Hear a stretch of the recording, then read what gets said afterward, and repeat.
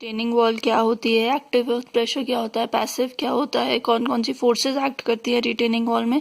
तो अब हम किस पे जंप कर सकते हैं, स्टेबिलिटी एनालिसिस। स्टेबिलिटी एनालिसिस के लिए आपके लेवल पे मैं सबसे बेसिक रिटेनिंग वॉल यूज कर रही हूँ जिसमें कोई हील स्लैब यूज नहीं किया गया है। तो इस केस में हम कितनी फोर्सेस कंसिडर करेंगे, एक तो अर्थ प्रेशर जो h/3 पे एक्ट कर रही है, एक ये बेस फ्रिक्शन जो बिल्कुल base of the retaining wall पे एक्ट कर रहा है, और वेट ऑफ कंक्रीट जो सेंट्रॉइड पे एक्ट कर रहा है। इस पॉइंट को टो बोलेंगे और इस पॉइंट को हील बोलेंगे। तो अब हम, और इसमें भी हम सिर्फ दो टाइप की एनालिसिस कर रहे हैं, एक करेंगे ओवरटर्निंग और दूसरा करेंगे स्लाइडिंग। जो बेयरिंग कैपेसिटी एनालिसिस है वो अभी आपके स्कोप के बाहर है क्योंकि हमें बेयरिंग कैपेसिटी न्यूमेरिकली कैलकुलेट करना नहीं सीखा है, तो इसलिए अभी हम उसको अवॉइड करेंगे। नेक्स्ट आता है ओवरटर्निंग। ओवरटर्निंग बहुत सिंपल है। ओवरटर्निंग का मतलब है कि आपकी रिटेनिंग वॉल ऐसे लगाई थी आपने, और उसको अर्थ प्रेशर की वजह से रिटेनिंग वॉल क्या कर गई, अपने बिल्कुल बेस से रोटेट करके ऐसे गिर गई। ये वाला फेलियर हम, अगर आपने ध्यान दिया हो तो हरा बाग के पास हो रखा था। जो रिटेनिंग वॉल है वो बिल्कुल इस तरीके से रोटेट करके आगे को ऐसे गिर गई थी। तो वो फेलियर क्या बोला जाता है, ओवरटर्निंग फेलियर। ओवरटर्निंग फेलियर में हम दो चीजें देखते हैं, दो चीजें होती हैं ओवरटर्निंग फेलियर को रोकने के लिए। एक होती है ड्राइविंग फोर्स या ड्राइविंग मोमेंट या ओवरटर्निंग मोमेंट। ओवरटर्निंग मोमेंट जो रिटेनिंग वॉल को कैसे टर्न करने में मजबूर कर रहा है, ऐसे टर्न करने में मजबूर कर रहा है, ठीक है।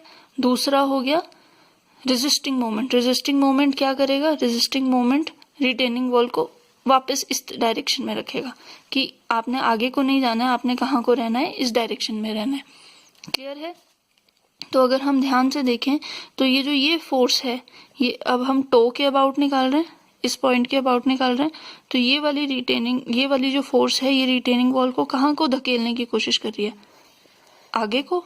ऐसे लग रहा है ये इस डायरेक्शन में, ठीक है। तो ये क्या कर रहा है, रिटेनिंग वॉल को आगे को धक्का दे रहा है और रोटेट करने की कोशिश कर रहा है। वैसे ही जब आप इस W की वजह से मोमेंट कैलकुलेट करोगे तो ये मोमेंट कौन सी डायरेक्शन में आ रहा है, ऐसे को आ रहा है, इस तरीके से। ये इसको वापस रखने की कोशिश कर रहा है, इसको कैंसिल आउट कर रहा है कि इसको कैंसिल करने के लिए हमने कौन सा मोमेंट लगा दिया, ये वाला मोमेंट लगा दिया। तो इस मोमेंट को हम बोलेंगे ओवरटर्निंग मोमेंट MO, और इसको बोलेंगे हम रेजिस्टिंग मोमेंट MR, ठीक है। तो ओवरटर्निंग मोमेंट हमने देख लिया। ओवरटर्निंग मोमेंट किसकी वजह से होता है, अर्थ प्रेशर की वजह से होता है। कौन से पॉइंट के अबाउट होता है, टो के अबाउट होता है, कौन सी डायरेक्शन, कौन से एंटी क्लॉकवाइज डायरेक्शन में है, और इसका अमाउंट कितना हो जाएगा। What is moment, moment is force into perpendicular distance. तो force is P and the perpendicular distance is h/3। तो m0 की वैल्यू कितनी आ गई, P into h/3। वैसे ही resisting moment is due to weight of the wall, self weight of the wall. Force into perpendicular distance, perpendicular distance क्या हो गया, from the toe it is x bar. तो कितना हो जाएगा resisting moment, W into x bar. अगर यहाँ पे सॉइल भी होती तो हमने W कौन सा लेना था, W concrete plus W soil, और फिर पूरे का सबका x बार आना था और वो x बार यहाँ पे यूज होना था, ठीक है। तो अब हमारे पास ओवरटर्निंग मोमेंट है, हमारे पास रेजिस्टिंग मोमेंट है। तो उसकी कैलकुलेशन, फैक्टर ऑफ सेफ्टी निकालना है, कितना सेफ है मेरा स्ट्रक्चर। हम चाहते हैं कि जब भी हमारा फैक्टर ऑफ सेफ्टी हो अगेंस्ट ओवरटर्निंग, उसकी वैल्यू किससे ज्यादा आनी चाहिए, 2 से ज्यादा आनी चाहिए।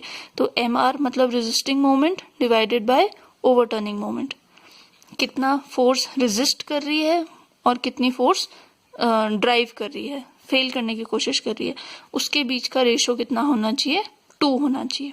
अगर 2 है मतलब आप दो गुनी फोर्स लगा लो तो भी आपका स्ट्रक्चर जो है वो फेल नहीं करेगा। क्लियर। वैसे ही अब स्लाइडिंग की बात करते हैं। जैसे मैंने आपको बोला कि हम अज्यूम कर रहे हैं कि अडहेजन 0 है, तो मेरा स्लाइडिंग रेजिस्टिंग फोर्स, स्लाइडिंग में क्या हो रहा है पहले ये देख लेते हैं। अगर आप देखो ये वाली फोर्स, तो ये वाली फोर्स आपके रिटेनिंग वॉल को कहाँ को धक्का दे रही है, आगे को धक्का दे रही है। ये आपने फर्स्ट वीडियो में भी देखा होगा। जो फर्स्ट एनिमेटेड वीडियो जो मार्बल्स या कंचों के साथ जो एग्जाम्पल दिया था उसमें भी आपने देखा था ये चीज। तो ये रिटेनिंग वॉल आगे को धकेल रही है। अब इसको रेजिस्ट करने के लिए कौन एक्ट कर रहा है, कौन फोर्स में आ रहा है, फ्रिक्शन। तो फ्रिक्शन कहाँ को लग रही है, इस डायरेक्शन को लग रही है फ्रिक्शन। फ्रिक्शन इस डायरेक्शन में एक्ट करके रिटेनिंग वॉल को स्लाइड करने से रोक देगी।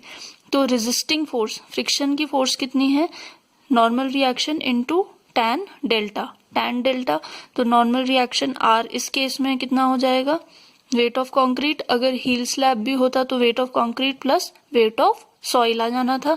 और डेल्टा की वैल्यू क्योंकि नहीं दी है तो हमने कितनी ले ली, 2/3 ऑफ 5। अगर दे देगा तो हम वो वाली वैल्यू ले लेंगे। तो ये आ गई आपकी resisting force F R. Driving force जो फेल कराने की कोशिश कर रही है वो क्या है, earth pressure which is equal to half into K A into gamma H square. तो factor of safety against sliding क्या हो जाएगा, resisting force upon driving force, resisting force upon driving force. That should be greater than equal to 1.5। इसकी ratio किससे ज्यादा होनी चाहिए, 1.5 से ज्यादा होनी चाहिए। अगर बाय चांस 1.5 से ज्यादा नहीं होती तो हम क्या प्रोवाइड करते हैं, शेयर की प्रोवाइड करते हैं। ठीक है, नेक्स्ट वीडियो में मैं एक शॉर्ट एग्जांपल आपके साथ डिस्कस करूंगी रिटेनिंग वॉल के स्टेबिलिटी एनालिसिस का।